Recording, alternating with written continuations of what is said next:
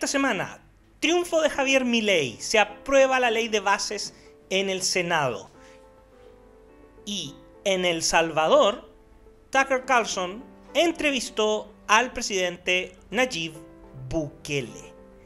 Soy Álvaro Iriarte, director de contenidos del Instituto Respública, y estamos en una nueva edición de Bitácora IRP, el programa en donde conversamos sobre personajes, ideas y perspectivas. Muy bienvenidos.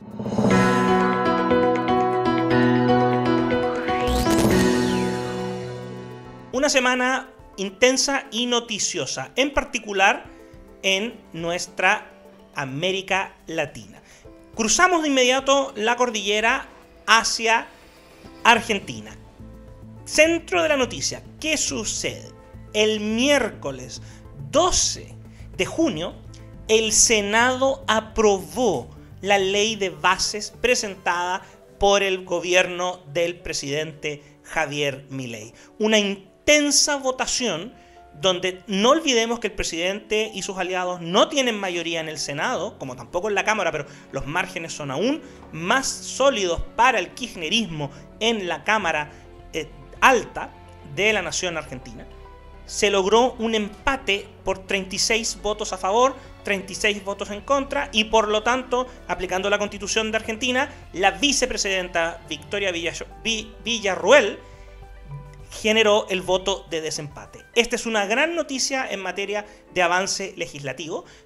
Los grupos organizados de interés, en particular de empleados fiscales y otros grupos de izquierda radical, han manifestado su oposición por la vía de protestas y disturbios violentos en las afueras del Congreso, pero la ley avanzó y ahora solo queda que vuelva a la Cámara de Diputados, dado que hubo modificaciones. ¿Cuáles son los 4 aspectos relevantes de esta ley? En primer lugar, una serie de facultades legislativas delegadas para el presidente. Esto porque la ley busca entonces considerar que la Argentina se encuentra en emergencia pública en materia administrativa, económica, financiera y energética. El presidente Milei contará con estas facultades hasta mediados del 2025 y por lo tanto podrá dictar una serie de decretos con efecto legislativo. Uno de los aspectos que fue objeto de negociación es que no podrá intervenir o disolver 15 organismos públicos aproximadamente que fueron declarados de alguna manera como monedas de negociación y de interés para las fuerzas que no forman parte del gobierno del presidente Milei. El régimen de incentivo a las grandes inversiones se establece una serie de beneficios impositivos, aduaneros y cambiarios durante 30 años, además de estabilidad normativa y protección contra los abusos del Estado, para los proyectos que superen la inversión por $200 millones.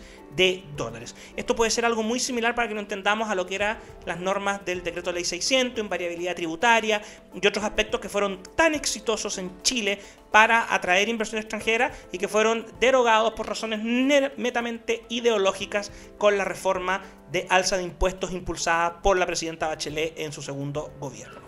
Otro aspecto son las privatizaciones.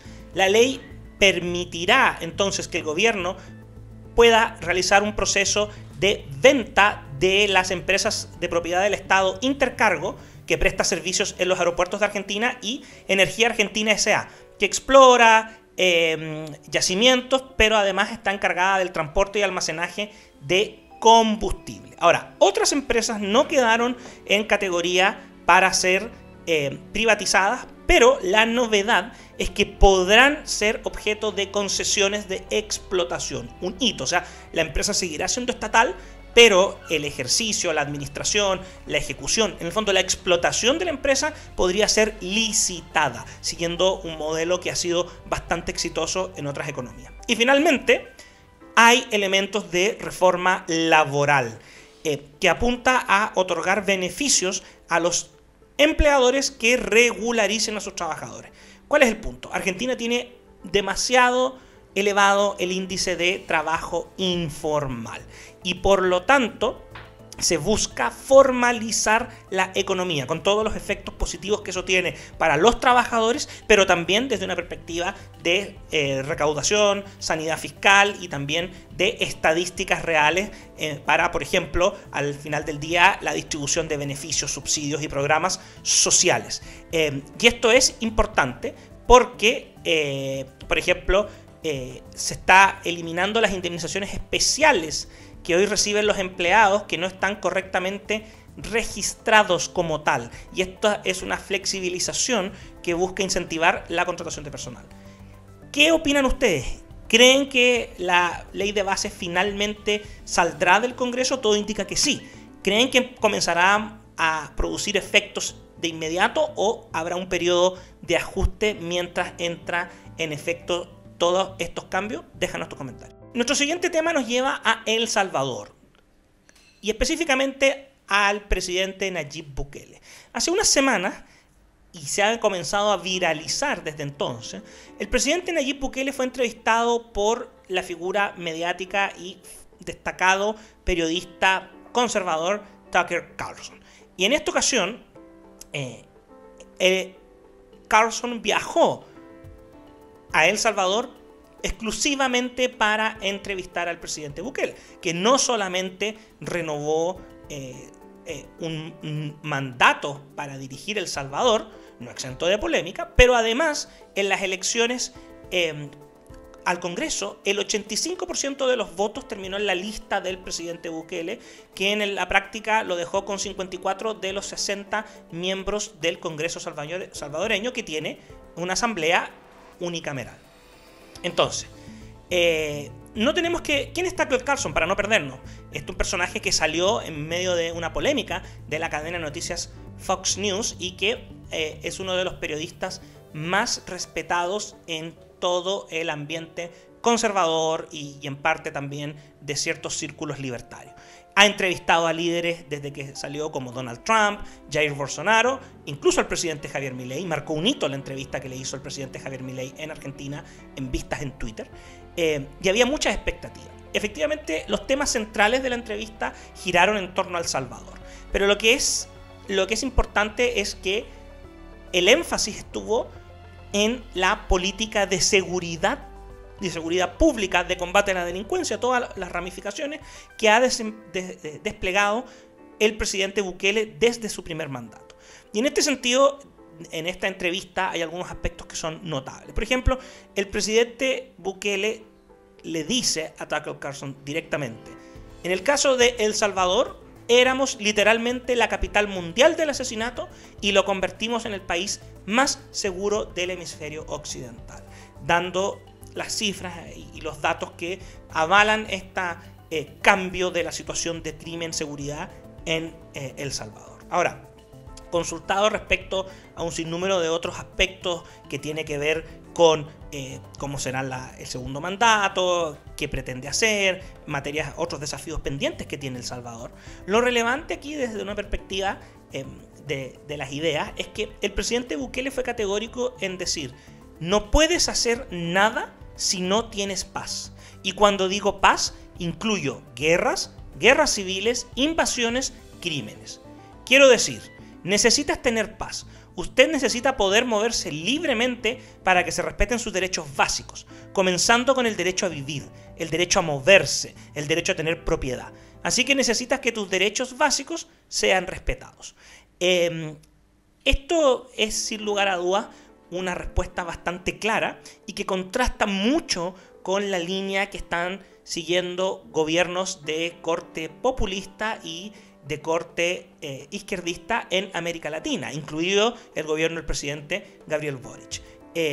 Ahora, lo importante es que en esta entrevista Bukele además dijo que él, además de las políticas públicas, además de la mano dura contra el crimen, por lo que se ha hecho famoso, también dio a entender que ha sido clave lo que él denominó la guerra espiritual. Y en el fondo que la arma que él más ha utilizado y a la que más ha recurrido durante todo este periodo ha sido la oración, dando a entender aquí que existe una situación que va más allá meramente de aplicar la ley, orden y seguridad.